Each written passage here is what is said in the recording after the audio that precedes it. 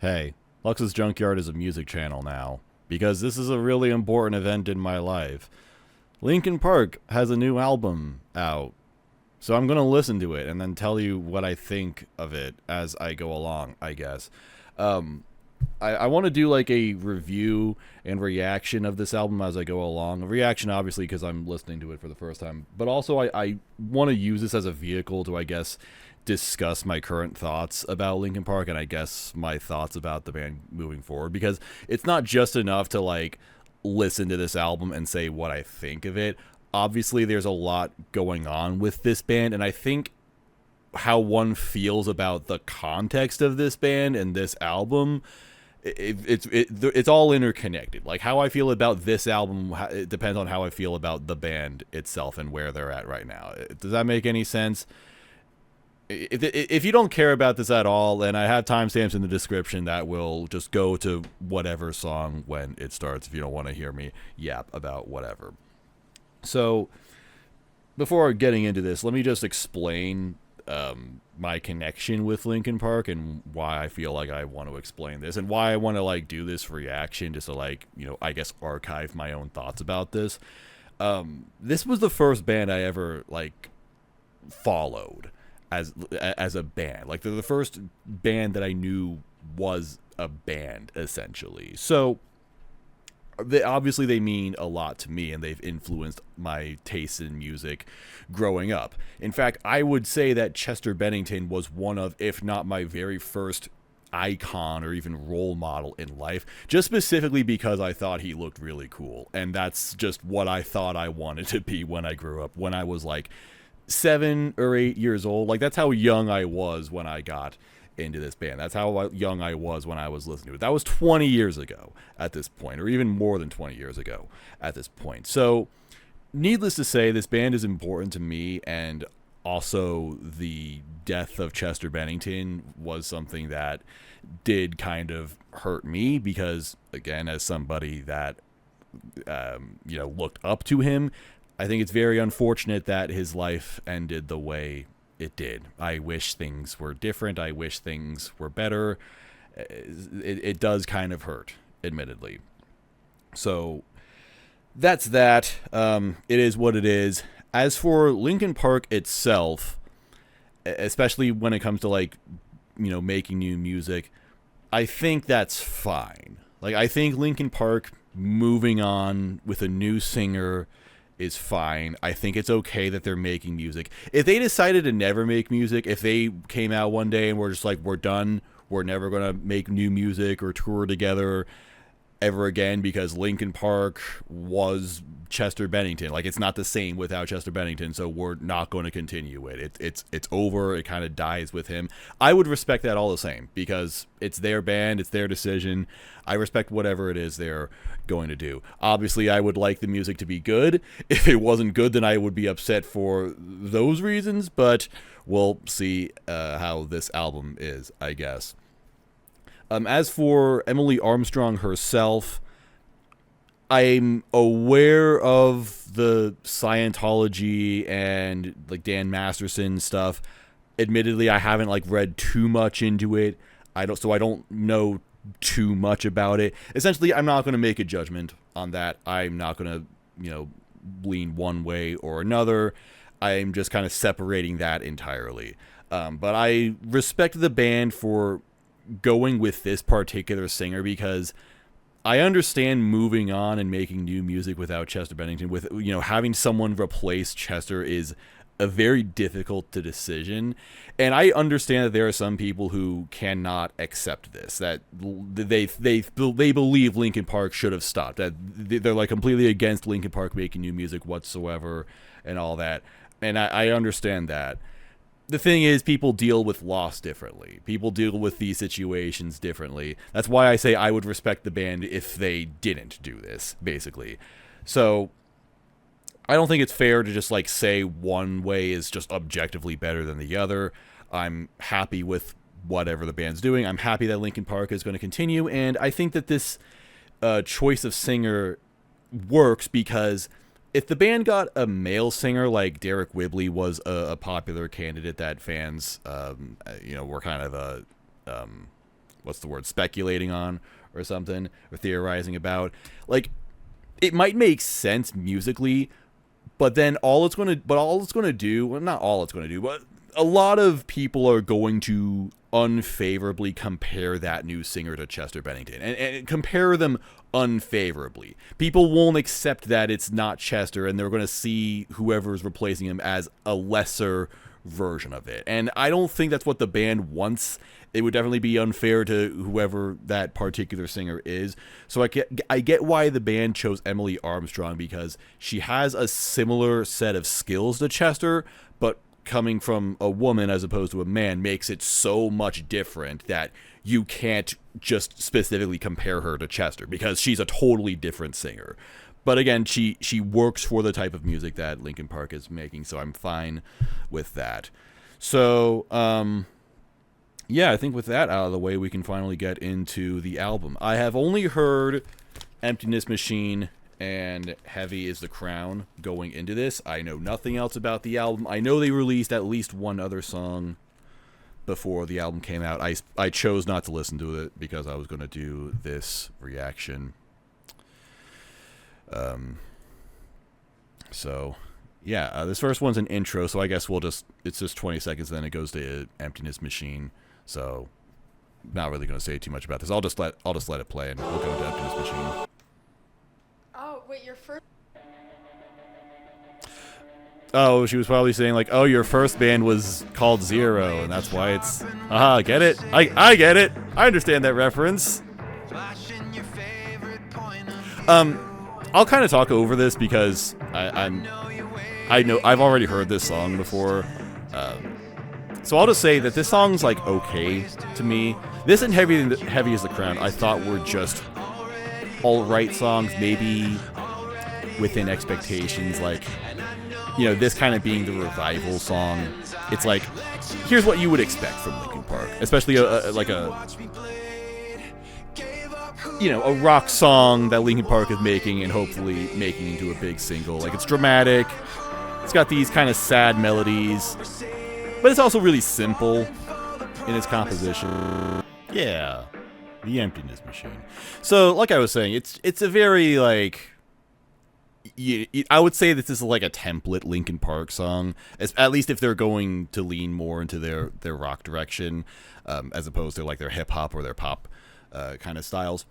Like, it's, you know, simple verse chorus structure, like I said about the melodies and all that. Like, there's not a whole lot of extra bells and whistles to it outside of, I guess, the typical Linkin Park style. Like, it might be a little bit. I totally get some people saying that it's like a little over dramatic or like a little bit extra with like the electronics and the production and stuff like that. I think it's fine. You know, it's what I would expect from this band, and I think it's fun enough. Like, it's exciting enough. But I also have heard this band do a lot better in the past. They've done this style a lot better in the past. I would say that this is like maybe closer to some of their weaker albums, in my opinion, like Minutes to Midnight. So I am hoping that this album has some more interesting stuff, but I also kind of understand if they don't want to do anything too crazy, because they're trying to just get the word back out that, like, hey, Linkin Park's back and they're making new music. Like, isn't that cool, guys? It's like I called this. I actually had a small review of this song, and I called it Linkin Park: The Force Awakens. It's like, you understand what you're getting into. You know all of this already, but we're just making sure we're all on the same page here. Just let's familiarize ourselves with this. So it's probably fine either way. Yeah, but I don't know. I've only heard 2 songs from this album, and I've actually heard the one that I haven't heard yet is really good. So we'll see. This one's Cut the Bridge. This kind of reminds me of Living Things, but not as electronic. So it's funny that I'm wearing this shirt because Mike has a lot more input. Like, he has a lot more vocal presence on this album than I think we've ever heard from him. Like, he's singing a lot more melodies than he usually has, and it's actually reminding me of how the last System of a Down album had a lot more vocal input from Darren, the guitarist. Now, I didn't like it in that case because at that point the band already had an established vocalist, so I thought that, you know, Darren kind of taking over was like sucking away from the regular dynamic of the band, whereas this time, you know, Emily is a new vocalist to the band, so I can't really say that, you know, Mike is intruding on anybody in this case. You know, it's working for the music that they're making here. That being said, I'm gonna have to like listen to that some more. That song kind of confounded me, to be honest. I don't want to say that I just straight up like it or dislike it. Like, it was kind of fun, but I didn't love the style of it, I guess. It felt like it was trying to meet in the middle. Like, I guess it did. It met in the middle between being a pop song and a rock song. And like, that's obvious, right? But I feel like having like a heavier guitar tone or maybe just a more vibrant electronic tone would have made that riff a lot more bouncy, because it just sounded very flaccid to me. Like, there wasn't a lot of distortion to the guitar. There wasn't a lot of impact on those din din din din din. It wasn't as fun as I think it was trying to be, is what I'm trying to say. It's not even that it was like poorly written necessarily. I just don't think the sound came out the way that they were wanting it to, at least in my opinion, obviously, because I didn't write the song or anything, but you know, it happens.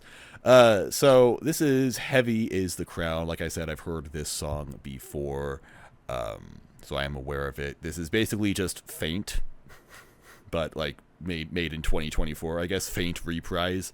I say that kind of in a derogatory way, but again, it kind of has to do with what I was saying earlier. Like, they needed to reestablish themselves as a band, essentially, and I think they specifically wanted to do this song to just to like shut haters up, basically. Like, anybody who's still like, oh, this pop stuff sucks, go back to Hybrid Theory, they can be like, okay, here's a song that we wrote in a Hybrid Theory style. Or like, anybody who was shitting on Emily, but like, oh, she's not Chester, can she even scream like Chester? It's like, okay, here you go. Everybody loves the 20-second scream from Chester and Giving Up, so here's a 15-second scream in this one. Yeah, nothing ever changes. So I guess that's why I don't like it so much. It's like, I've heard this before, but I get why they did this. I mean, hey, Faint is a great song, so why not imitate it? I do think, actually, I do think that there could have been a more interesting drum pattern with this. I do think that would have helped a little bit. I like how, like, kind of lonely these piano chords sound in this verse. I think that's really cool.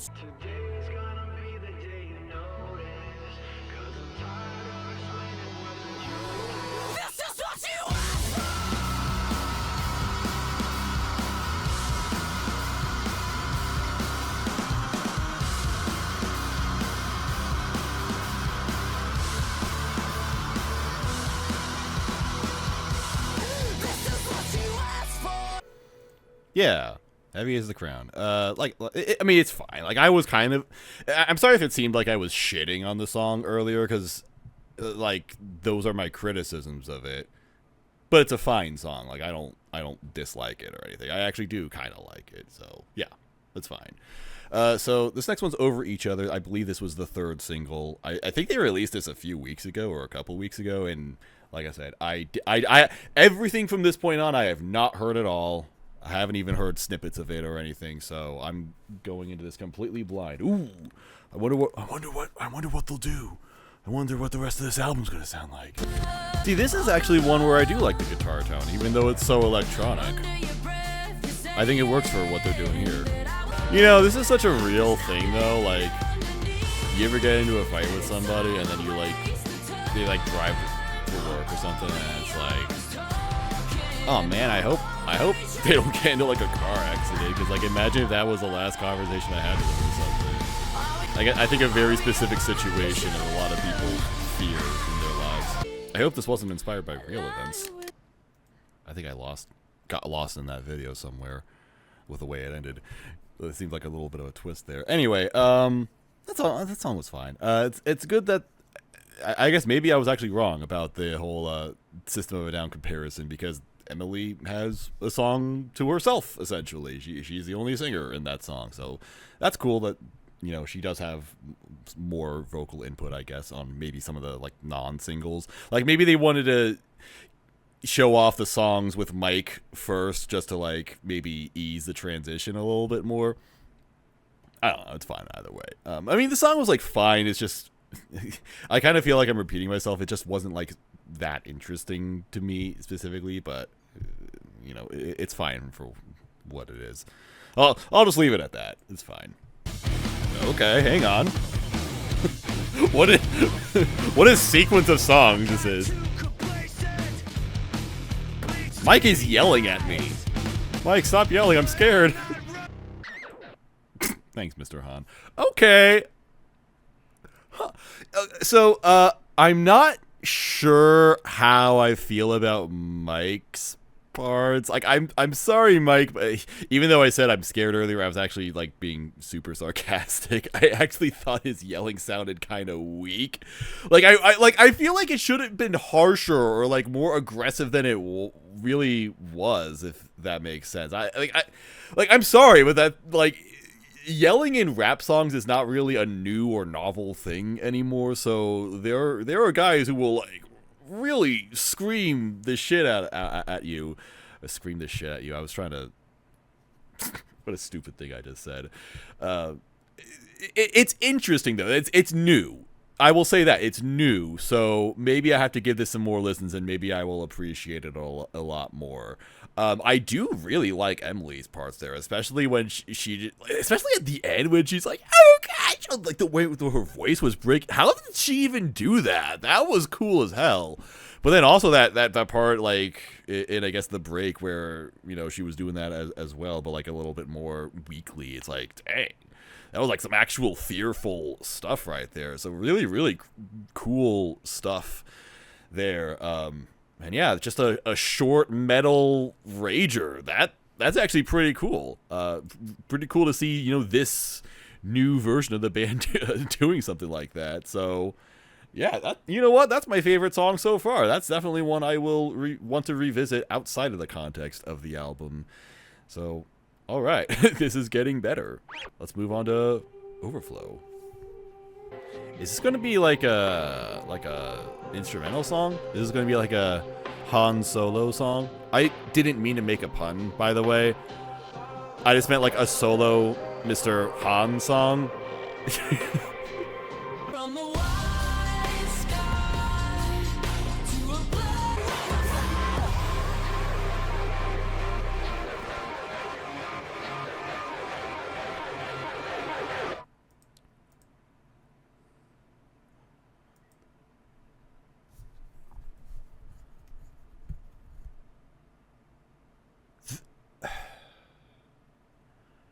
That was one of the most interesting songs that I've ever heard this band put out.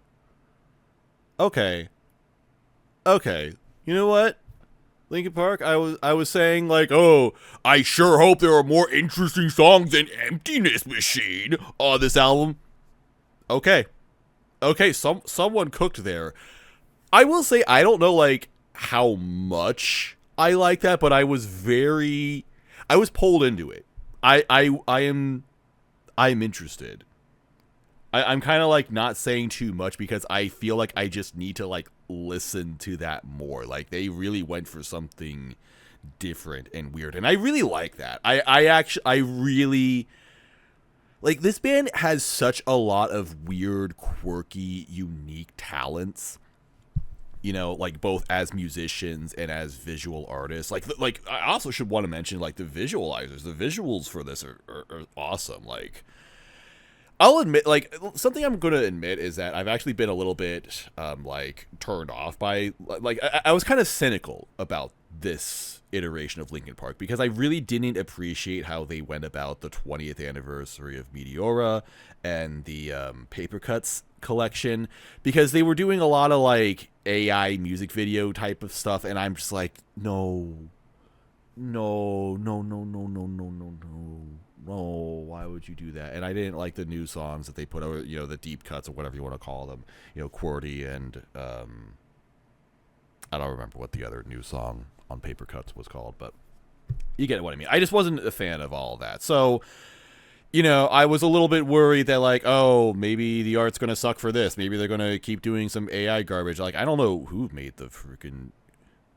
Like, I mean, this isn't, like, AI animation. If it is, then it's really good. I'll give it that. This is what AI animation should be used for. But I don't think it is. I think it's just, like... I think it's stuff made in a video game engine. It had a... Because, like, especially with that, like... I don't know where it is. But this part here with, like,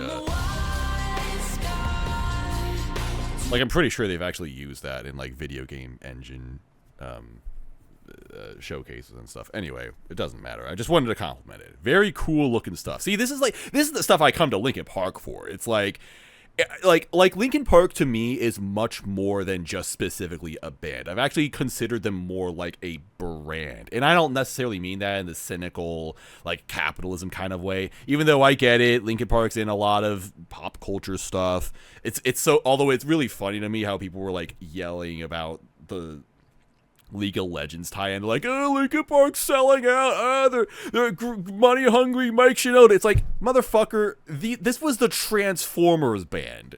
Okay, yes, they're gonna put their music in whatever is popular. That's what they've always done. If you don't like that, whatever, but I'm just saying it's been going on for a long-ass time. So just either accept it or stop listening to this band. Anyway, that aside, I don't even remember why I brought that up. I'll just move on to the next song, because I've been on this for a while. But yeah, that was a really cool song. That was actually a really interesting song. I'm looking forward to going back to that when I get through the rest of this. I kind of want to go back to it right now, but I want to, get through the rest of this album. Oh, I was saying, actually, yeah, sorry, before I move on. This also has a music video. So this just came out yesterday, though, so cool.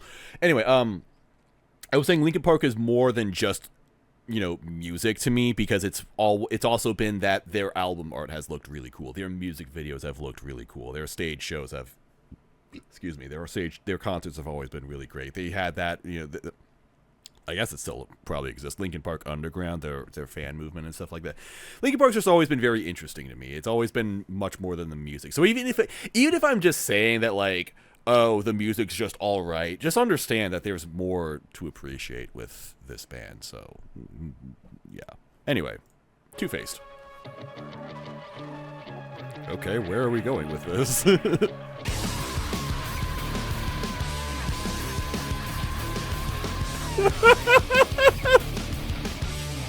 Oh, man. They threw it back with this one. What is with the video, though? Why are they in suits? Why are they acting so ridiculous? Did they just decide to have the most completely mismatched outfit for this video or something? Like, let's have a video for a song that sounds like it shouldn't fit at all. I like it. I like that, if that's what they were going for.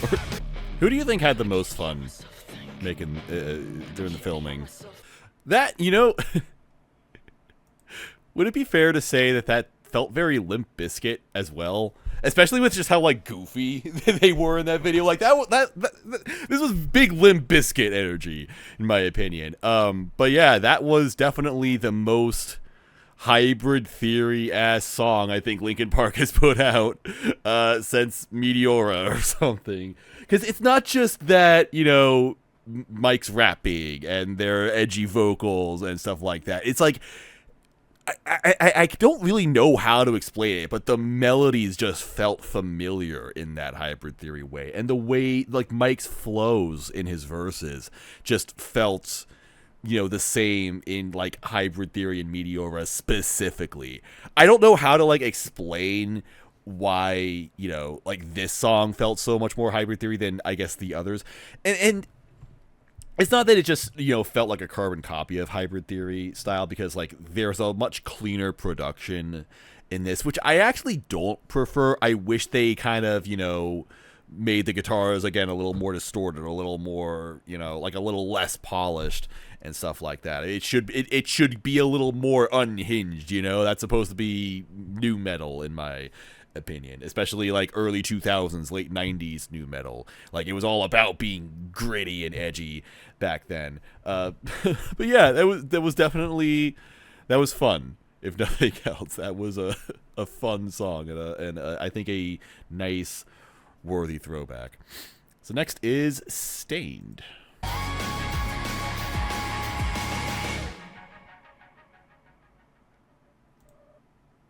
So I've been real with you the entire time, but I'm going to continue being real with you. I kind of tuned out of that song.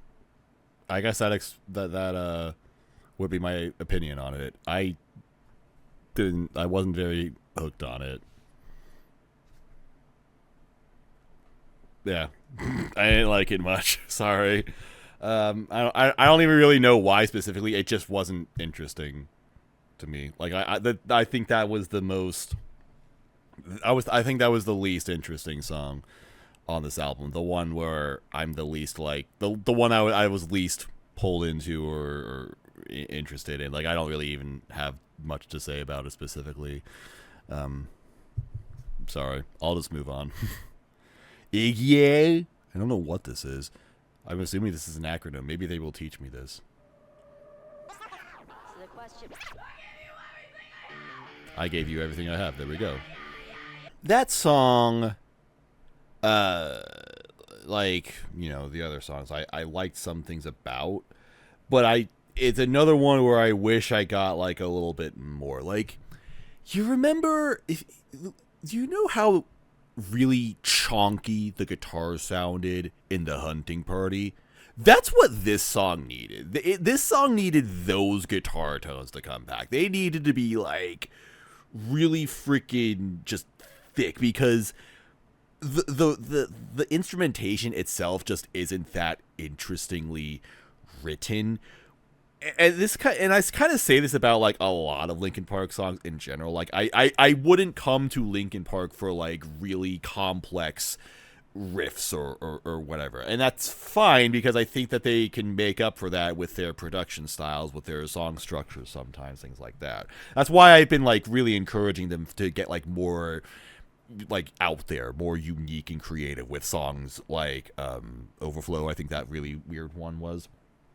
And that's why I'll say it. 1,000 Suns, I think, is a fantastic album. That's that album I really, really like from the band. So, yeah, it's just like I like it. It's kind of funny. Like I almost forgot the song even had guitar in it until that like or whatever kind of came back after the second chorus. I'm just like, oh yeah, I remember this song like started really heavy, and then I just kind of like it kind of like melted for me. And then I think that the outro like was just too repetitive, honestly. I feel like they leaned a little too hard on Sarah's vocals like being too much of a hook. I guess if you just really want to hear Sarah sing really high, then like great, this is your song. But it's like, hey, I'm not like too impressed by that in and of itself, so I guess I just wasn't into this song so much. So yeah, and this song, like I guess I'm maybe not so positive about this song and the one before it, because there's a complaint that I'm holding off on until I'll get through this last song, and then I'll kind of say something about that I feel about this album. But this is the last song. This is Good Things Go. I'm guessing this is going to be soft because this album has followed up every heavy song with a soft song, I believe.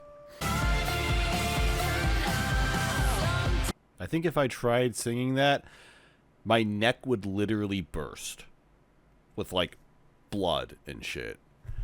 By the way, I want to say, small rant I have about visualizers in general. When did the word visualizer become so just completely abused? Like, this is a visualizer right here. This is just like some abstract thing that is reacting to the music. That is what a visualizer is supposed to be. Alright, this right here, like, this is cool, but like, let's call this what it is. This is a music video. It's too elaborate to be a visualizer. Anyway, that was a random. This was the weird one. This is what I was talking about. The other one was not a good example. This is just a video. That's not a visualizer. This is just if this is a visualizer, then everything with a visual is a visualizer. The album cover is a visualizer. Anyway, so that last song, Good Things Go. It was fine. It was pretty much what I expected. It was it wasn't like a gentle song, but it was still like a clean, soothing, melodic, in a way relaxing, uplifting song to kind of give the album a nice, gentle finish. The thing about this album that I really don't like is exactly what I said about it in the very beginning, where this is basically a sampler.